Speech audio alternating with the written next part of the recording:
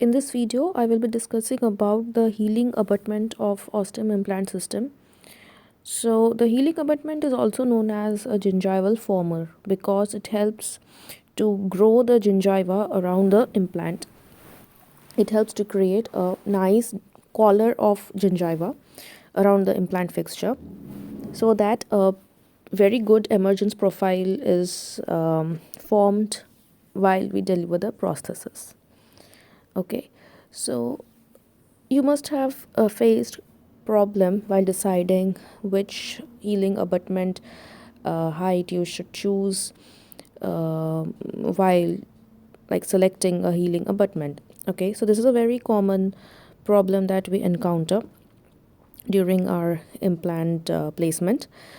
So the healing abutment, as you all know, can be placed either in a single stage surgery or in a two-stage surgery. In a single stage or one stage implant surgery, the healing abutment is usually placed on the same day of implant placement, and we mainly do a one stage implant surgery where there is no direct force on the implant, like on the anterior teeth, okay, anterior incisors. Whereas for the posterior tooth, where there is masticatory load and the lateral forces present, we generally prefer a two-stage implant surgery. Also, it depends on the bone quality, the bone height, and there are various other factors that decides whether we should go for a one-stage or a two-stage implant surgery. So, whatever stage surgery you have planned, you have to decide what should be your diameter or what should be your length, like what are the possible dimensions that you can opt for while choosing a healing abutment or a gingival former. So, to place a healing abutment or a gingival former, you need to first of all measure the available gingival height. So the available gingival height is basically the length of or the height of gingiva that is available from the crest of the alveolar bone where you have placed your cover screw till the gingiva that is present coronally. Okay, so that is the length of the or the height of the gingiva that is available after placing an implant.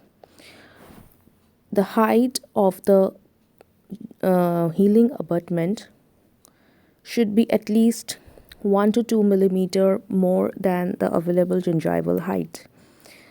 So if the available gingival height is 1 millimeter, that is from the crest of the alveolar bone till the gingiva, if that height is 1 millimeter, then we place a 3 millimeter height of implant, height of healing abutment. Whereas if the height of the gingiva is 2 or 3 millimeter, then a 4 millimeter height of healing abutment is chosen. Also, you need to check the interocclusal space while selecting the height of a healing abutment. For the anterior tooth, you can place a longer length of healing abutment, whereas for the posterior tooth, generally a shorter healing abutment is indicated because of the interocclusal space and also for the masticatory load. You also need to look after the lateral forces that are present. So if you place a longer height of healing abutment in the posterior tooth, there are chances of first of all the occlusal load and also the lateral forces. So these points need to be kept in mind. The healing abutment needs to be placed with a hand hex driver, and the recommended torque is less than 10 newton centimeter.